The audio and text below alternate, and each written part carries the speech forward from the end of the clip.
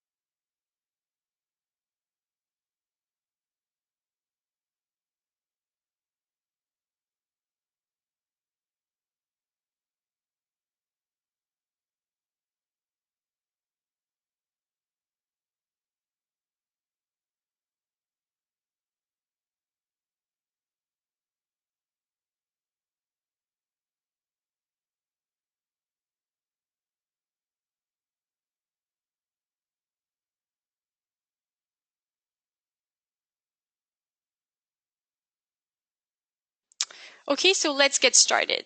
Today's webinar will walk you through the do's and don'ts of building a great legal register and ensuring it stays relevant to your organization over time. But before we begin, I'd like to briefly introduce Nimonik as a company, my role here, and of course our presenter for today. So Nimonik is a software service that provides EHS managers with the tools necessary to ensure environmental, health, safety, and quality compliance in their operations.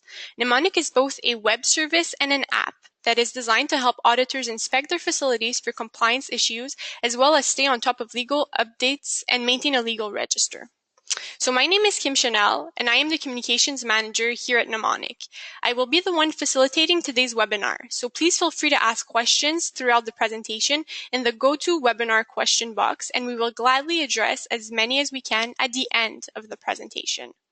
Now to present this topic to us today, we have Jonathan Brun, CEO of Nimonik, who is responsible for technological decisions, design, and client relations. I'm happy to say that we have attendees from all over the world joining us today. So thank you all for participating. And without further ado, here's Jonathan on what do great ISO 14001 legal registers look like. Hello, everybody. Thank you so much for joining today, and thank you, Kim, for the lovely introduction. Today's webinar, as Kim's already mentioned, is all about building and managing a fantastic ISO 14001 legal register. We're going to go through some examples of legal registers we've seen over the years, some do's and don'ts, some lessons learned, and we're going to leave lots of time for questions from everybody to make this webinar as useful as possible for all the different EHS managers, coordinators, and responsible people that are on the call today. We had over 200 signups for this webinar, so it's clearly a topic that is of interest to a lot of people around the world, and we hope to provide some tips that you can implement at your organizations. The first thing I want to address this morning, well, our morning, it might be afternoon or very early for you, but the first thing I want to address is why do organizations adopt management standards? ISO 14001 is, of course, a management standard, one of many different management standards, and we've seen a number of different reasons why organizations adopt it. Either they actually get certified or they simply follow the structure and implement it into their own environmental management system or a more global management system. So first and foremost, a management system, whether it's ISO 14001 or another one, is really all about a framework that your organization can follow. So as opposed to trying to reinvent the wheel and develop your own environmental controls and environmental management system, ISO 14001 and other management standards is a framework that's built on the best practices and industry knowledge. So it's lots of people from around the world in different organizations that have come together through the different standards organizations to try and build something that is really useful for a lot of people who want to implement good environmental practices at their organizations. Now, that's ideally why companies around the world adopt management standards. The other reason we see that some companies will adopt management standards is simply because their clients require it. We have a number of companies we work with that implemented environmental management systems as a response to a client that said, if you want to do business with us, you need to be certified to 14,001 or 9,001 or 18,001 or a different management standard. And so they do it a little bit reluctantly.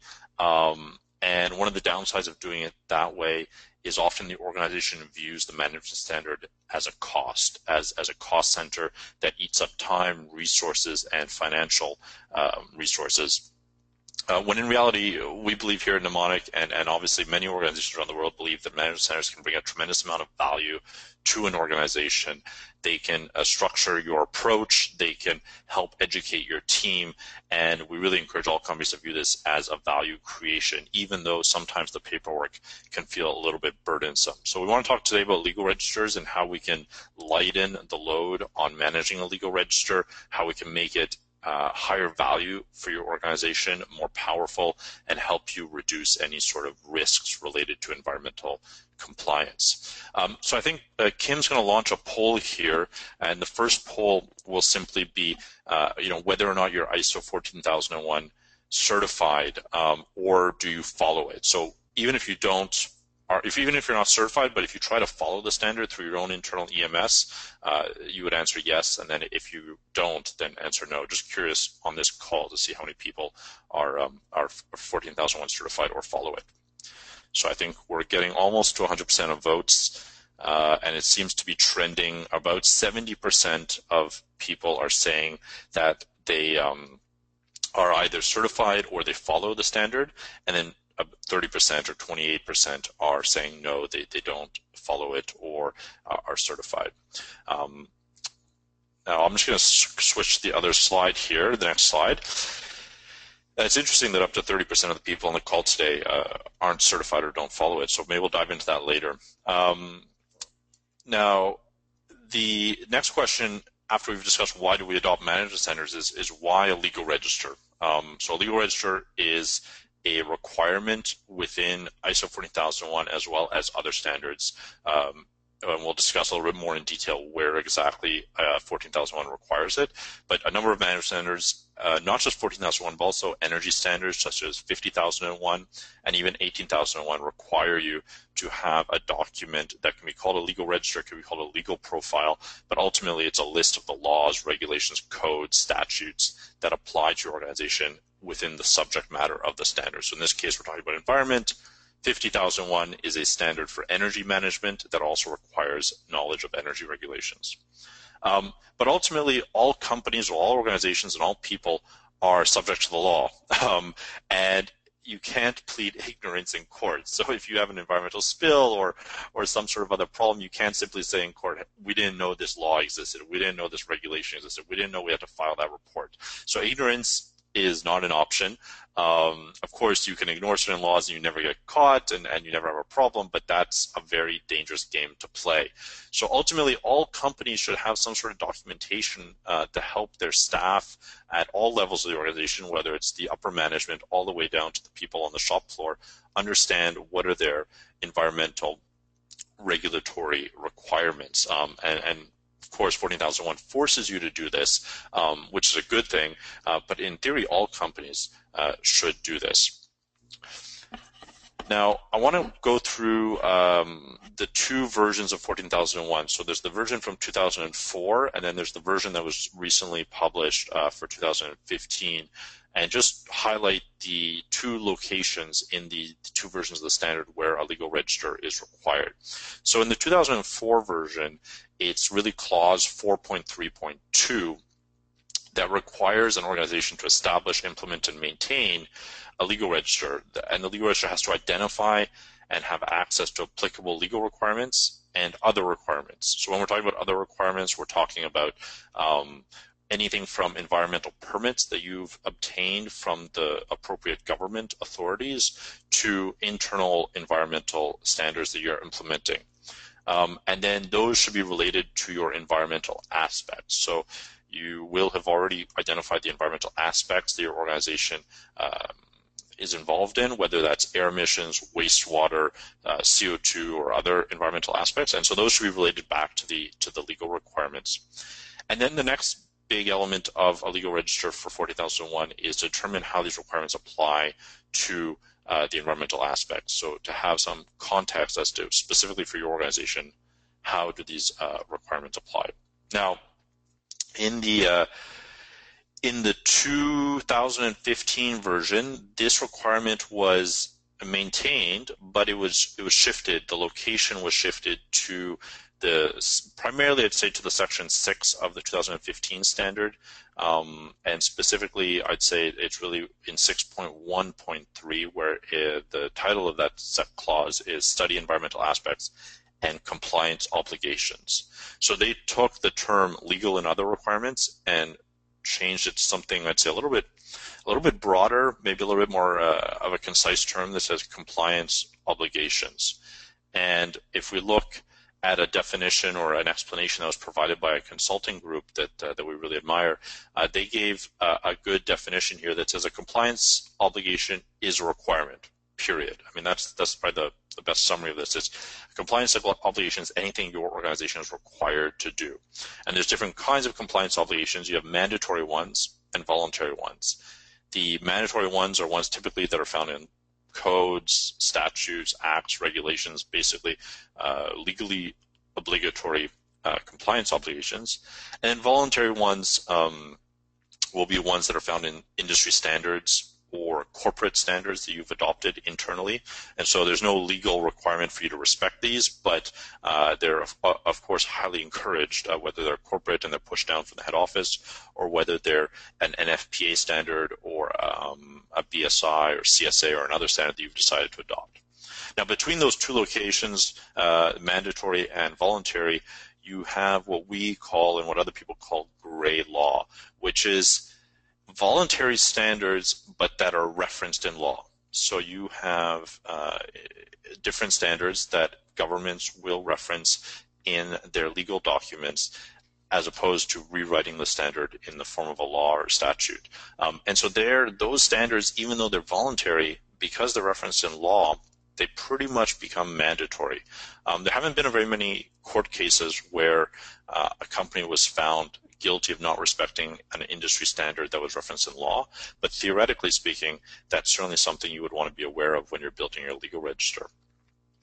So the definition here goes into a little bit more details, talking about mandatory compliance obligations include laws and regulations. Voluntary ones are everything from contractual commitments, community engagements that you've made with local communities, whether you're expanding your plant or doing something you've engaged with a local community and promised them something that's part of your voluntary requirements. Industry standards that are voluntary, ethical codes of conduct that you've adopted, good governance guidelines, corporate guidelines, other things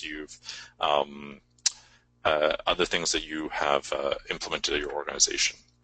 So that's really the two types of compliance obligations you really need to be aware of. Let me just pause here. I think Kim has another poll for you. And Kim, do you want to maybe just launch that next poll? And so the question why I wanted to just pause and give everybody a bit of a pause here is, why do you follow ISO 14001? So what was the incentive for your organization to either adopt it or follow it, even if you're not certified?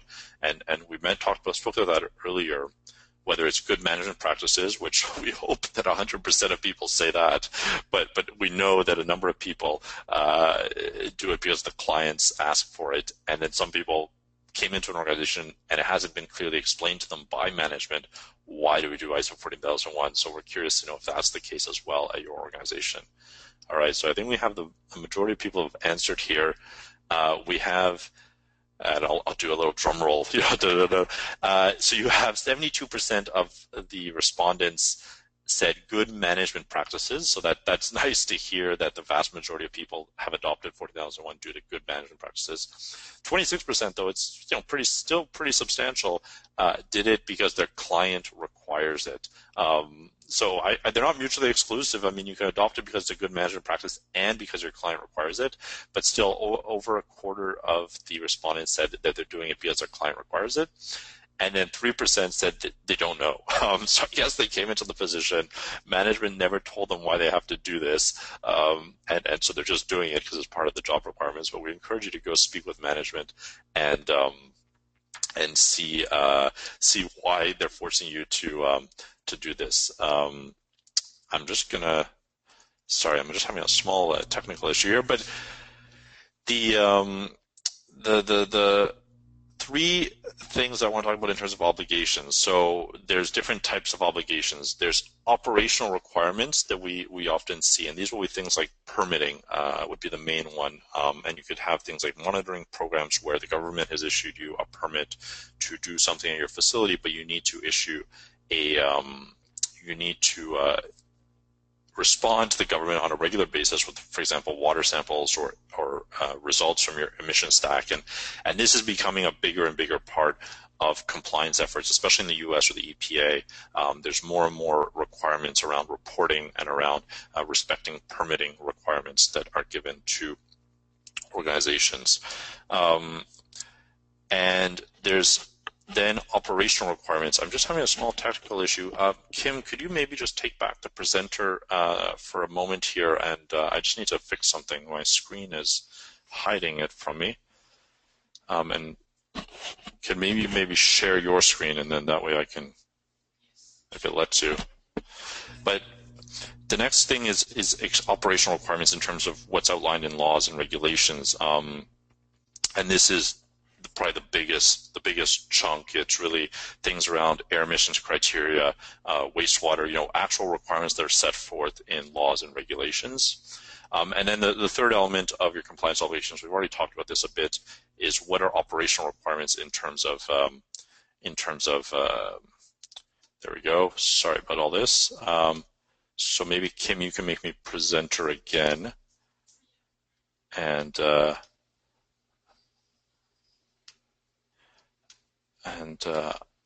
I apologize for this. Show my screen. I apologize. Okay, here we go. So we'll go back to this slide. So the third one was collaborative agreements. So training requirements that you've implemented in your organization, business opportunities, education awards, scholarships, environmental matters. So these are just agreements that you've implemented either internally or with external partners that would be part of your compliance obligations. Now the next few slides that I want to share with you are examples of legal registers that we've received over the years from our different clients. Now, we work with clients in a whole variety of different industries, everything from oil and gas, mining, to food manufacturing, logistics, transportation. And so we've seen a lot of different legal registers over the years. And I just want to show you the variety. And then what we're going to do is we're going to discuss what's common amongst these different legal registers and what we think are the critical elements in a good legal register. But just to show you a little bit, the typical way that a legal register is prepared in Excel, often when an organization is getting certified for the first time, they have a consultant come in and build the legal register with them, and they'll typically do it in a Microsoft Word or an Excel file, and it will look something like this with a number of different columns. And we won't go through this. I know it's not very legible on your screens. I just wanted to show you a little bit the structure. This is a slightly more smaller one with maybe only about 7 columns. Here's another example. You'll notice, obviously, there's a similar sort of overall structure, but this one probably has even more data in it, probably has about 15 different data points in here.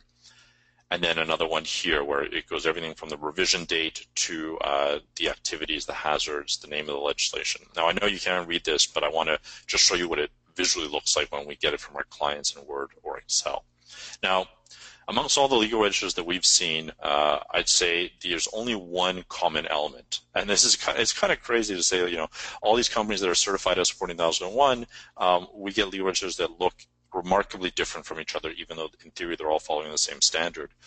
And the only common element that we've really seen across all legal registers is legislation name, so that the actual name of the legal document that they know applies to them. That's the only thing that's common among all these legal registers. Now, in what I would say are better common elements that we see in the majority of ISO 14001 legal registers that we see, whether they're based on the 2004 version or the 2015 version, the better elements that we typically see, certainly the legislation name, control measures that the companies have put in. This is particularly for significant aspects, so aspects of your organization where there's been an assessment that is a significant aspect, they would put in control measures. The jurisdiction that this legal requirement is coming from. So if you operate in multiple jurisdictions, then you obviously want to identify the jurisdiction. But even if you only have one location, you're likely subject to both federal, state, and provincial, depending on the country you're in, and municipal regulations. And sometimes there's other levels, such as in California, you have air districts, and so there's a fourth level of jurisdiction that you want to be aware of. The last revision date. So this is pretty critical. We don't see it in all the legal registers, sadly, but the last time a specific legal requirement was revised to determine whether or not it had changed, whether it's still applicable to the organization, and how so. But that's a critical element that we see in all the sort of good 14001 registers. And then, of course, the environmental aspects. So this is a big one that you really need to have in your legal register for it to be ISO 40001 certified. So your legislation name, control measures, they should be tied back to the environmental aspects, such as air emissions, wastewater, CO2, the different aspects that your organization is involved in. And then the last element that we'd say is fairly common, but even then we see 40001 registers without this, is the work area or impacted area of the organization. So if you have a plant with, say, shipping and expediting section of the plant, a manufacturing, waste treatment portion of the plant, etc., you would want to identify which portions of your operations does a specific legal requirement or compliance obligation apply to. It might apply to all of them. That's quite possible, but it might, the waste regulations might only apply to the waste portion of your operation.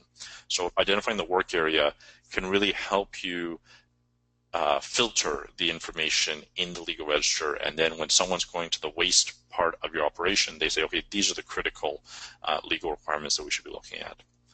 Now, some additional elements that we definitely see in legal registers, but that are certainly not common to all, and that are and that's even true of ISO 14001 legal registers. But these are elements that we think are pretty good. There's positives and negatives to each one, including them in your legal register.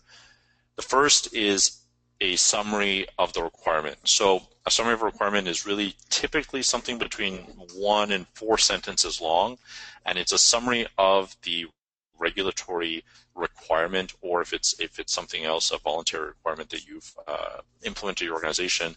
It's a summary of the requirement that's not specific to your organization. So we're talking about, say, describing exactly what the air emission regulation is trying to accomplish in the jurisdiction that you operate in, but it's not talking about how that applies to your organization. It's a high-level summary of requirement. Some organizations will break out a law or regulation or code or statute into specific sections or articles of that document that they feel apply to them. Now that has a benefit of allowing you to trace back exactly where the information came from within the legal document. But the downside is often governments will switch sections, they'll add sections, remove sections, and so managing the accuracy of your sections and article references in your legal register is, I would say, one of the biggest time consumers we see at a lot of our client locations. So that's just sort of a buyer beware comment there. But there definitely, some companies do it. And we've seen some legal registers that broke it down into excruciating detail of exactly which sections apply to them. And it looks great on day one, and we'll talk about this in a minute, but it costs a tremendous amount of resources over the long term. The next big thing that, in theory, all 14001 registers should have is applicability text. So this should be, again, 1 to 4 sentences, and it should be, how does this legal requirement or this compliance obligation apply to our organization? Or specifically, how does this apply to this operation? So if you have a multi-operational company with different operations in different locations, each location should have an applicability text for a specific compliance obligation. So even if you have 2 plants in the state of New York, you would want to have 2 different versions of the applicability text for each plant. A lot of companies will cheat and they'll only have 1 version of the applicability text because their plants are fairly similar, but really you should have 2 versions of the applicability text to make it as relevant as possible to a specific operation. Some organizations will also indicate which authority issued the compliance obligation, which department of the government or which ministry, depending on the country you're in, that can be helpful in terms of digging deeper. And say you come in and you want to see more context as to the compliance obligation, and you're able to see, oh, this was put out by the air district, or this was put out by the EPA, or this was put out by the ministry of such and such. Well, then you know which website you should be going to look for more context on how a specific compliance obligation might be applied in a given jurisdiction. The other additional element that we think is quite critical, and sadly we don't see it in all registers, is the last revision person or group. So earlier we spoke about the last revision date. You want to definitely indicate when you last revised a compliance obligation as to how it applies to you and why it applies to you. But you also want to indicate who did that revision. And this is a big thing for external ISO 40001 audits, that when they come in, they want to see not only that your register is up to date, but they also want to see when was the last revision done and who did it, so they can do follow-up questions with the appropriate people.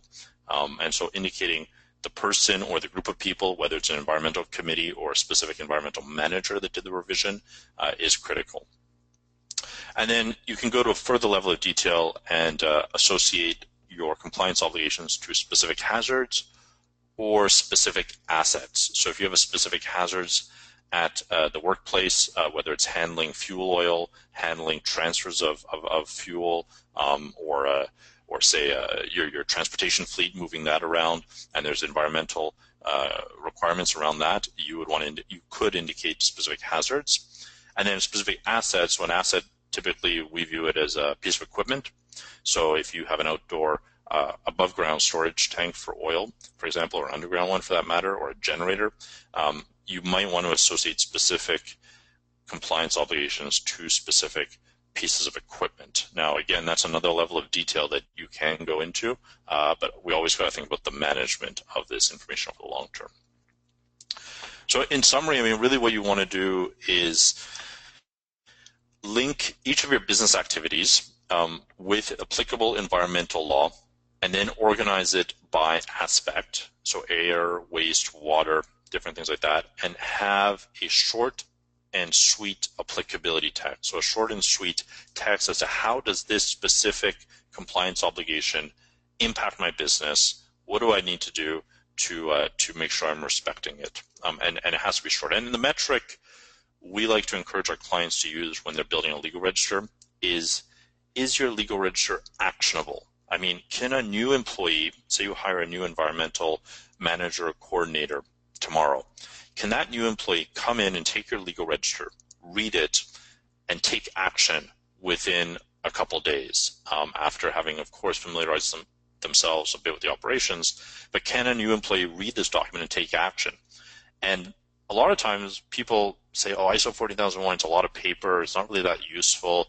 And I think that a lot of that is because the documents they build within the framework, such as a legal register, they don't make them actionable enough. They don't make them client or operational specific enough.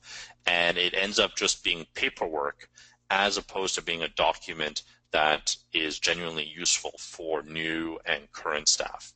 And the other metric we always encourage our clients to use is, can a new employee understand the critical environmental legislation, how it applies to your operations in under 8 hours?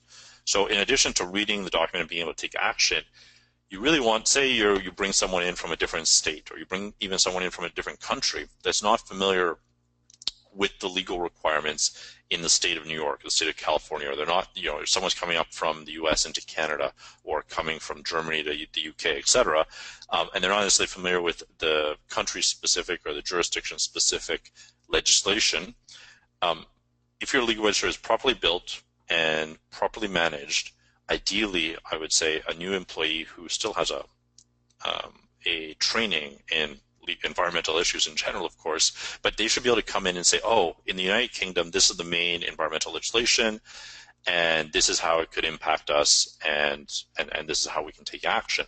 So if you have to communicate something to the rest of your team as to how to redo your legal register or how to improve it, I would say to use these two metrics as a real key one to increase the value of your legal register. And let me just pause there. I think, Kim, maybe we have another poll. And maybe...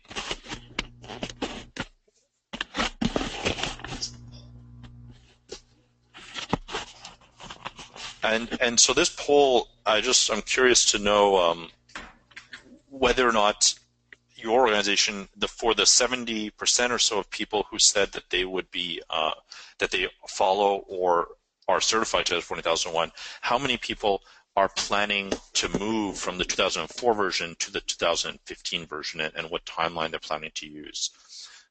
So we'll just I think we got the votes are coming in here. We're at 67% of people are voting, and 70%, 75%. So it looks like 6% of companies have already moved from 2004 to 2015. So it's still a small percentage. 8% more are planning to do it by the end of this year. And the vast majority, 72%, are saying that they are planning to do the move to the 2015 version before 2018. So another 2 years, about 2.5 years. So that's interesting that a lot of companies are still planning to move to 2015 but haven't done it yet. All right, great. Let's close the poll, Kim, and we'll go back to the presentation. So we addressed whether or not a legal register is actionable, and if someone can come into a new jurisdiction and understand the legislation quickly. I mean, those are, in our mind, at least the two best metrics. The other thing that folks often say would be very useful for them is a legal register that can be converted to an audit. So the difference between a legal register and an audit, there's a number of differences, but if I had to summarize it, I would say a legal register is a living document. It's a document that you keep up to date as the laws and regulations change and as your operations change. Whereas an audit is really all about a point-in-time portrait or picture of your operation and its compliance to the relevant laws and regulations that you're auditing against. So that's really the main difference here is a point-in-time picture versus a living document. And with certain tools, you can do it manually for sure, but with certain tools, you do have the ability to convert your legal register into an audit protocol. So if the legal register is properly built, if it's up to date, if it's tied to your operational reality, you should be able to, at the click of a button, take that legal register and generate a list of audit questions that you can take out into the field and then go down into a different level of detail and create a point-in-time portrait of your compliance efforts. So legal register is this living document that gives you a portrait of your organization as the laws, regulations, and your operations change, but it could be converted into an audit protocol to give you that point-in-time picture. And we're almost done with my presentation, and then I want to leave lots of time for questions. But this is a bit of a summary slide, and I think there's one more conclusion slide after this. The maintainability, I've addressed that a couple times in some of the other slides, but the maintainability of your legal register is a big element. Don't think of the cost of your legal register as the cost of building it. That's a small cost. The cost of a legal register is really about maintaining it over the long term. It's like a kid, it's very low cost to have a kid. It's a lot higher cost to raise the kid. So you want to bring your legal register, you want to structure it in such a way that your maintenance costs are not excruciatingly high. Now there's a few ways to do that. Some companies, what they do is they do it in Word and Excel, and they keep it broad. They only have the legislation name. They have some very high-level information about their organization. Now, you can do that, but that really gives you a low-cost solution. Okay, fair enough, but it gives you a low-value solution. I mean, you're not going to get much information by just knowing the top 15 pieces of legislation that apply to you, and that's it. Now, you can also do that with software. So as opposed to using Word and Excel in the bottom left-hand portion of this quadrant, you can do the same thing with a piece of software, whether it's Nimonik or Inhisa or SDP or another company, and you get that same low cost, but you still have the low value. as soon as it stays broad, it's going to be low value. Now, what some organizations do, the ones that are adventurous or for some reason the vice president gives them a good budget this year, they'll build a very complicated, very specific document in Word and Excel that is high cost, certainly a high cost to maintain if you're breaking out articles and sections of the different documents and tying them to your aspects and tying them to your control measures, etc. So that's a very high cost to build it and a very high cost to maintain it. But it does provide a high value. I mean, those are the types of documents that someone can come in, read, take action on, and familiarize themselves with the applicable legislation in a given jurisdiction. So that's great. I mean, that's high cost, high value. And if your organization has money to burn, and if you're very profitable, then that's a great solution. But of course, in Nimonik, and I'll admit we have a bit of a biased opinion here, but where we see the great relationship between value and cost is by embedding your operational knowledge with a good piece of software, a great database of regulatory information. And so whether it's us or other companies like Inhisa or STP, there's other companies out there that offer software solutions, but it does allow you to reduce the cost of maintaining your legal register while keeping that high value organization specific information and keeping up to date along with the date that people revise the changes on and the names of the people or the committees that revise the changes. So in my humble opinion, you want to try and bring your legal register into that bottom right-hand quadrant and go for that low-cost, high-value proposition and make a legal register valuable. So 14001 is not viewed as simply a cost center. Now, we have one last poll. This is the fourth and last one, so sorry for all these polls, but we're just curious what your organization looks like. So the last poll here is, what format is your legal register or compliance obligations currently in? I mean, are you using Word and Excel? Do you have an internal software that you've built, an external service such as us or Inhisa or STP or another company, or do you just don't have a legal register? So we'll just let this poll run for a few more seconds. The numbers are climbing here. And then we're almost done and lots of time for questions. All right, so we got almost 80% of people have responded. So 76% have said that they still have their legal register in Word and Excel. 6% are using an internal software system, so a pretty small percentage there, and 11% are using an external service. And then 6% don't have a legal register. So those might be some of the folks that are not following 14001 or are not certified. So it would be understandable that they don't have a legal register.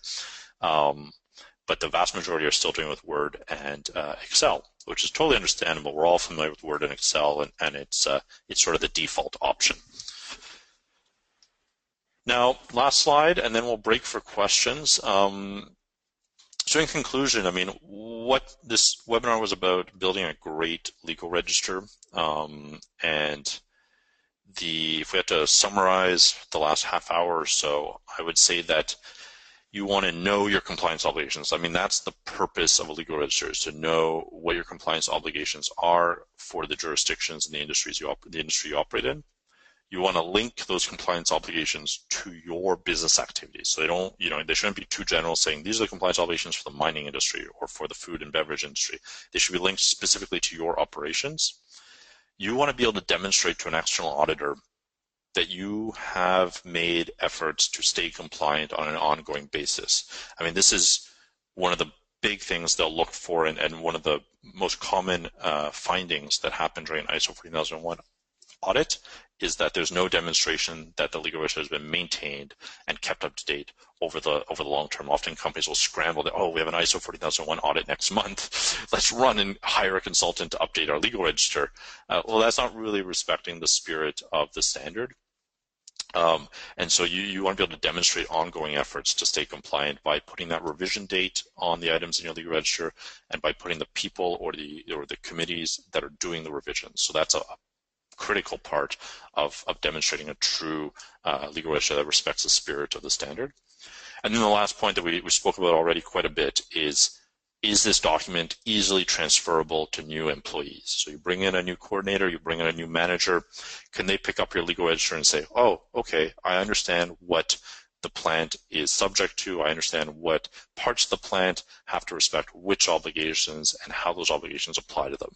I mean, that's not an easy thing to do. Don't get me wrong. I'm not saying it's easy, but that should be your end goal. You should have a document, whether it's online or pen and paper or Word or Excel. But the purpose of that document, the capacity of that document should be to transfer that information easily and efficiently to new staff or to external people that want to see it.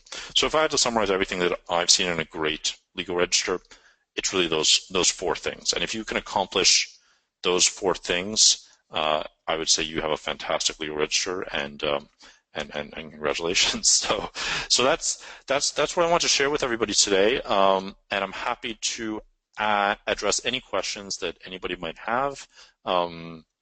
And we can go into more details on specific points that I made. So thank you for your attention, and I'll maybe let Kim pass it over here to Kim. And I know there's some questions that have been coming in throughout the webinar, so we'll probably start with those. But to ask a question, you simply click on the question box on the right-hand side in GoToMeeting, and you can just type something in, and Kim will do a little bit of moderation and try and pick out some of the top questions here.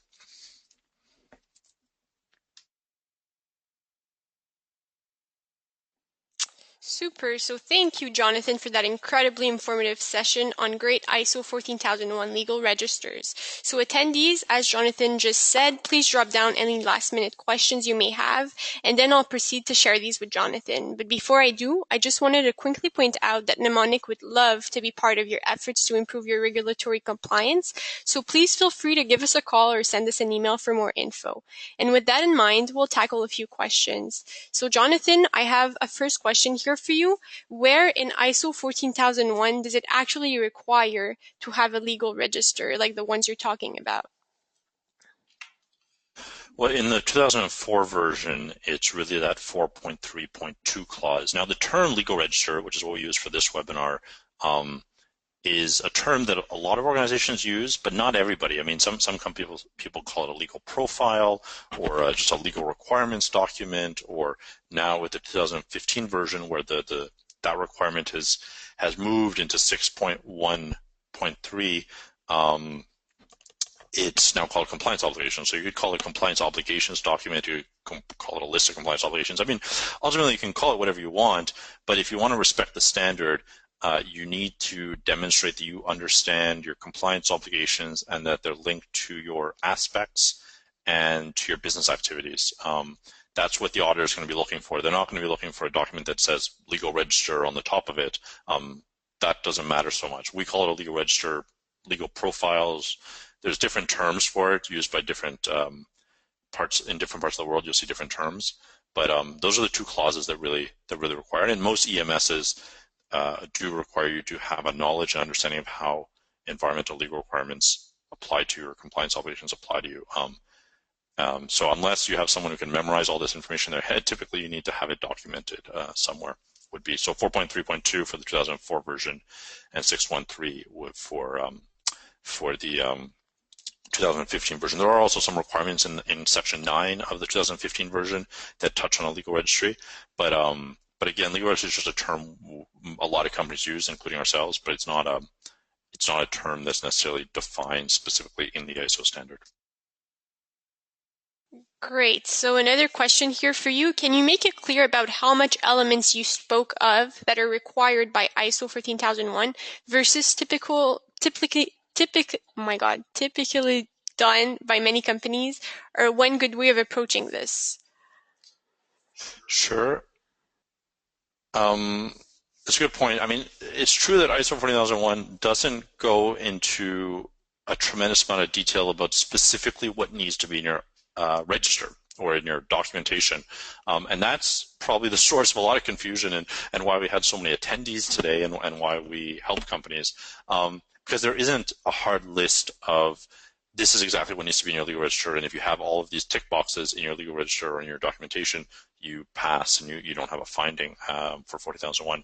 It's really more about the spirit of the requirement in the standard. So I mean, the spirit of the requirement in the standard is you should be able to understand which environmental requirements apply to your business and how they apply to your business, and relate that also to your aspects, and demonstrate that you are managing that on an ongoing basis, and that you don't just create the document when you get certified or when you implement the EMS, and then you don't touch it for 3 years, and then the auditor looks at it 3 years later. It's about having the spirit of wanting to know and wanting to ensure that you respect the environmental laws. I mean, that's the spirit of the requirement. There's no hard list of exactly what needs to be in your legal register. I mean, besides obviously the name of the laws and regulations, and if you don't have that, then it's definitely not going to work. But I mean, think of it as the spirit. You should be able to give a document to your colleagues and say, this is our legal compliance obligations or compliance obligations for environmental issues at this facility, and this is how we aim to respect them. That's the spirit of the requirement. And most of the elements that we spoke about in the presentation here, and we will be making the slides and the presentation available to everybody. Most of the elements in here are things that certainly move you along the path to getting there, but don't confuse the creation of a legal register with sort of the respect of the ISO standard. The ISO standard is about embedding in your organization a philosophy of minimizing your environmental risk, your environmental impacts, and a legal register or a document of your compliance obligations is part of that effort. It's obviously not the whole standard. So it's really about being able to understand what your environmental compliance obligations are and how you aim to respect them on an ongoing basis. I know I didn't really answer your question, but there isn't a hard list. That's part of the tricky part of all this. Great, thank you, Jonathan. So another question for you. Do you think it would have been a good idea to include an example of a good compliant legal register included as part of the ISO 14001-2015 as an annex? That's your question. I mean, yeah, probably. I mean, I'm an engineer. I'm an engineer by training, so I'm all about, adding technical specifications to documents and making them as specific and as detailed as possible, so there's as little confusion. So yeah, I agree. I think that would have been a good idea. I wasn't on the committee for the new version of the standard. We should certainly maybe make that recommendation for the next revision of the standard. It probably would be helpful. I don't know if you could get everybody to agree on what a good register looks like, but certainly it would be helpful, and it might reduce the amount of consultants that need to be hired by companies if you did that. But yeah, I mean, I think it would be helpful for sure, and that's a good point that maybe we should, if anybody on the call is involved with the ISO organization for the next version of the standard, we should start working on that now, because with ISO it tends to move quite slowly. So you might want to start putting those ideas in now if we want to see them in 2025. Great. So we have a question here specifically for Nimonik, I guess. Would it be possible to show participants an example of what the software solution would look like? Yeah, for sure. I mean, the webinar today, I want it to be really informational and try and provide you with some guidance on what a great legal register looks like. If you're interested in seeing our particular software, I don't want this webinar at all to be a sales pitch. So if you're interested in seeing our version of the software, simply send us an email or give us a phone call, and one of my colleagues will be more than happy to show you through the software and show you what it looks like. But again, I want to focus this discussion today on what a great legal register looks like, whether it's on our platform, on INHISA SDP, or whether it's in Word or Excel. It's really about, that's what the call is about today. And then if you're interested in a software solution, just send us an email, and we'll be more than happy to give you a personal one-on-one webinar of our specific software. Okay, so does a legal register address business risk of legal requirements such as past, current, and future remediation liabilities? So good question. Yeah, so business risk in terms of remediation issues, site closures, things like that, definitely you can include it in your legal register. For certainly organizations that we work with, such as mining companies, we've seen legal registers where they create the legal register based on the life cycle of the entire project, because a mine has a life cycle.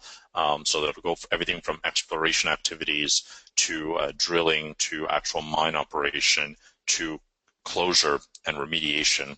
And so they can break out the legal requirements that they have for those different phases of the project, and then keep those up to date. And of course, the requirements might change over time. If you build a project today and you're closing it in 30 or 40 years, you want to keep up to date as to what the remediation requirements will be at that time, because they're likely to change the next 30 to 40 years. And then if you have known liabilities such as contaminated sites that you're already managing, in my mind, that would be a business activity.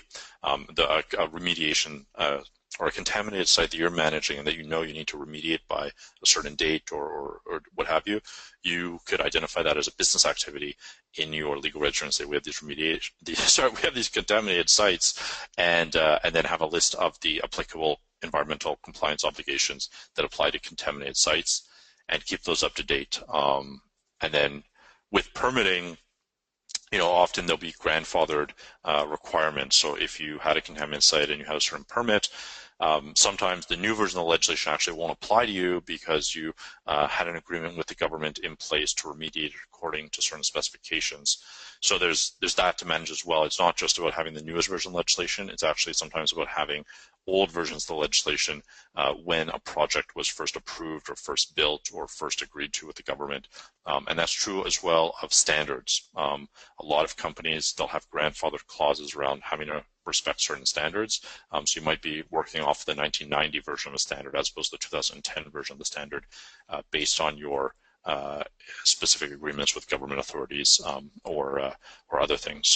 So yeah, business risk, definitely you would want to break that up into the different types of business activities that have those risks. So whether it's contaminated sites or other things, you could include that for sure in your legal register. Great. Thank you all for giving us your questions. We have so many right now. So let's go with another one. What kind of regulatory requirements do you find most challenging to identify and follow by program or media? So the regulatory requirements that we find most challenging to identify and follow, that's a good question. I would say some requirements that are maybe a bit more challenging to identify are typically ones that are vague. I mean, when it gets very specific, it says, if you have an oil storage tank above 10,000 liters or above 10,000 gallons, you got to do X, Y, and Z. That's pretty clear, and you can tell whether or not your storage tank is that big or bigger.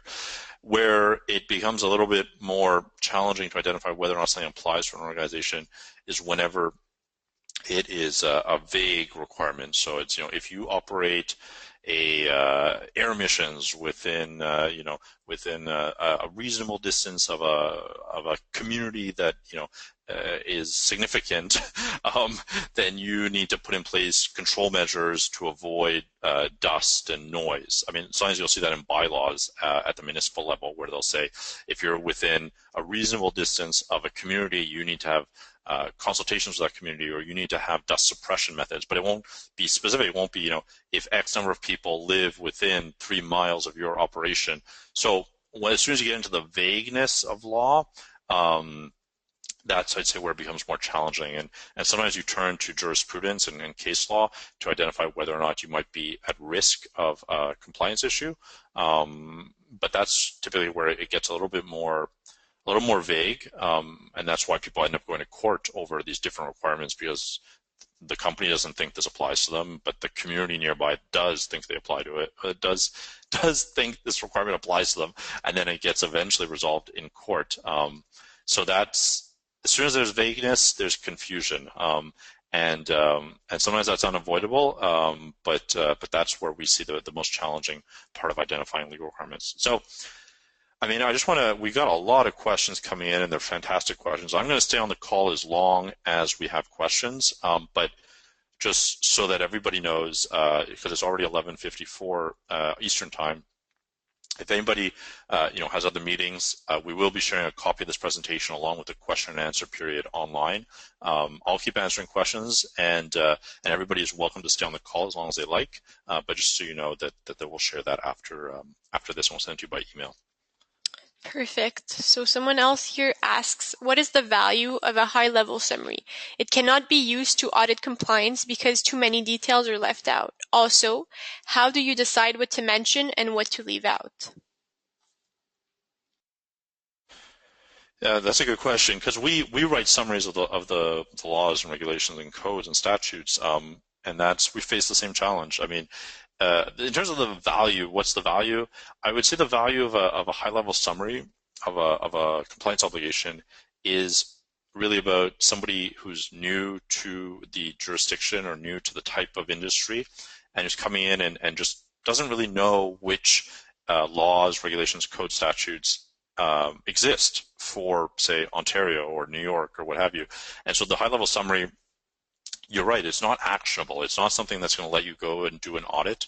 It's not something that's going to tell you this is what you got to do at the facility. It's more of a blurb on, hey, this air emissions regulation in the state of New York, it generally is aiming to do this, this, and this. And that applies to all businesses that operate in the state. So it's about giving an introductory text to a bit of context to somebody who's coming in for the first time, or maybe somebody who hasn't looked at environmental requirements in a specific jurisdiction for quite some time. And we write these summaries for pretty much everything in our database. I think we have about 7,000 or 8,000 laws in our database, and we write summaries for all of them. And the goal is, it's just an introductory paragraph. It's what's the value? I'd say the value is really for somebody who's not familiar with the documents or the compliance obligations in a specific jurisdiction. If you've been working in one location for 20 years, it's not very useful. I agree with you. But if you're coming in something fresh to somewhere new, I think it can be useful to have that high-level overview. But it does take time and effort to write them, which often that time and effort is better spent on organization-specific information, and try to leverage existing databases of information, either commercial or public, to get your summaries. So not to rewrite what's already on the government website, or not to rewrite what's already offered by companies like ourselves or others. But yeah, I agree, your point is valid. Great. So do you need to show evidence of why you didn't adopt a legal requirement? Yeah, that's a very good point, actually. I didn't really mention that. So more and more, and we see this, for some reason, we see this more in Europe, and even in Asia than we do in North America. In Europe, they're very big on being able to demonstrate that you assessed your organization to the environmental requirements or obligations in a specific jurisdiction, and demonstrate that for the ones where you assessed it to be not applicable to you, that you can demonstrate that. And so a lot of our European clients will ask for the functionality we have in our system, but you could do it pen and paper as well, is to be able to show that we looked at this law, we deemed it was not applicable to us because we don't have operations that do this, we don't have operations that do that, and document that. So in Europe, that's definitely a big thing. I'm not sure why exactly, more so in Europe, but they tend to be stricter on that front. In North America, that they seem to be, in general, and this is not a statement to say that this is always the case, but in general, they seem to be happy with just having that list of the compliance obligations that you have, and not necessarily having to demonstrate everything you assess yourself against. But when you're building a register for the first time, it certainly doesn't hurt to keep that documentation, and again, that's also probably helpful for transferring to new staff or transferring to new employees, is to be able to say, look, we assessed against this stuff, we deemed it wasn't applicable to us, and here's the documentation. The other element on that, just to end on this question, is it can be useful to have that information so that when a document or compliance obligation changes at the government level, so say there was a requirement to report greenhouse gases if you emitted over 10,000 tons a year, and then in 5 years, so you say, we don't emit 10,000 tons a year, so it doesn't apply to us. But then in 5 years, they reduce the ceiling. So they say, now everybody that's above 5,000 tons a year has to report. And so if you have that documentation where you showed that you did the original assessment, you can keep that as a bit of a safety net. And if those laws change, even though you've deemed them to not be applicable to you, you still can get a check for their updates and then determine whether or not it might apply to you today. So there's a benefit there. It's a bit of extra work, but it definitely is that safety net that we recommend you do. But again, it's a question of cost and value. Doing it in pen and paper or Word and Excel is quite costly, but using some automated databases can help speed that up. But in Europe, they're really big on demonstrating that assessment process. 2 more questions. Other than the new term compliance obligations, what is the major legal register change between 2004 and 2015? That's a good question. I'd say there's not a massive change. If anything, it actually got a little bit less specific. If you look at the 4.3.2 version, and I can maybe switch back to my slides here. Oops, let me go back. If I go back to 4.3.2, so here we go. So an organization shall establish, implement, maintain a procedure to identify and have access to applicable legal. I won't read the whole thing, but it's actually fairly specific, and it says these applicable legal requirements and other requirements are taken into account when establishing, implementing, and maintaining its environmental management system.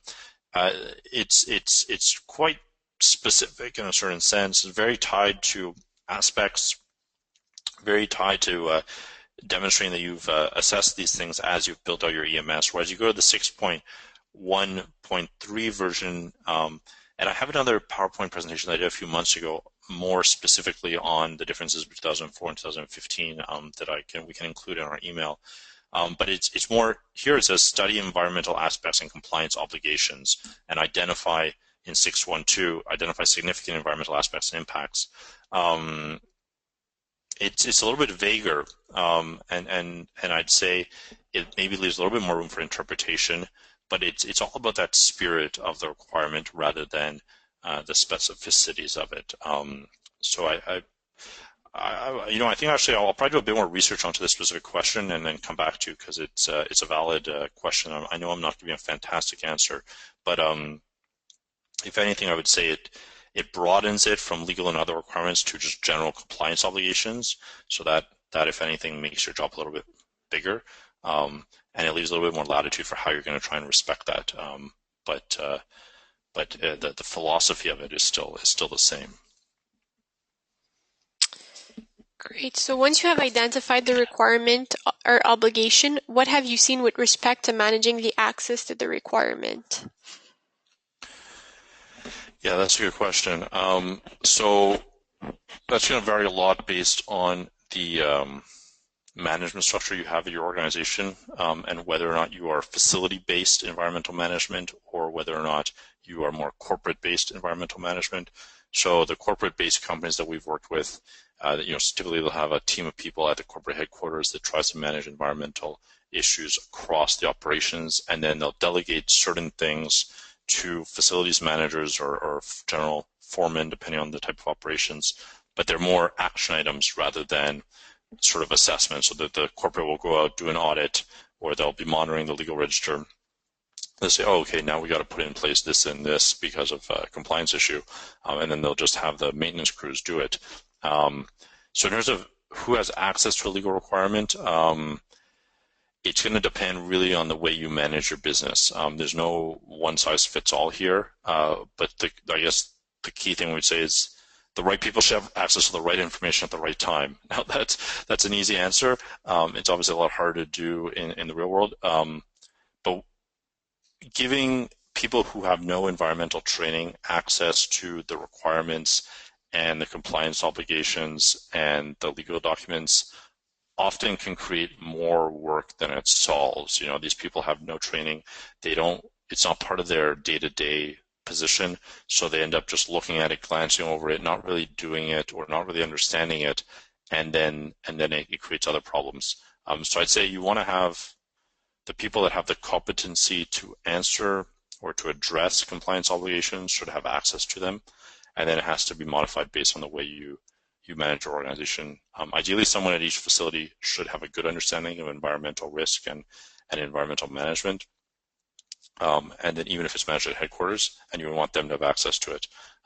But it's going to vary a lot by organization. So it's really all about who has the knowledge and the ability to take action on a specific item, and they should have access to the compliance obligations that are relevant for them. Great. So we have our last question here. Does Nimonik provide industry-specific items for any South American countries? Sure. We cover about 65 countries around the world, with about a little over 200 jurisdictions if you count the states and the provinces and the different countries where that's relevant. So and then everything in our database, and this is probably true of other companies as well, but everything in our database is organized by industry. So whether it's manufacturing, food and beverage, oil and gas, etc. And so we won't be telling a client who's in the food and beverage industry about some new requirement for petroleum offshore oil rigs. We know that might not be interesting for them.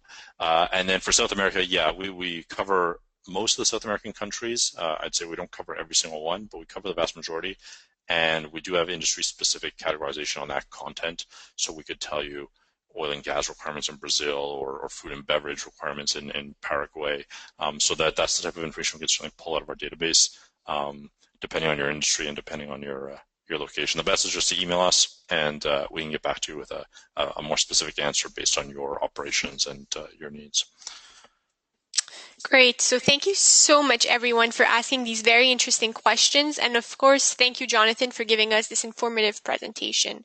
So if anyone has any last-minute points, I would then redirect you to info@nimonik.com, and we'll be able to answer any questions. Please note that we will send you a copy of the slides and the recording of this presentation later on today. So one last big thank you to everyone. Have a great day, and we'll hopefully hear from you soon.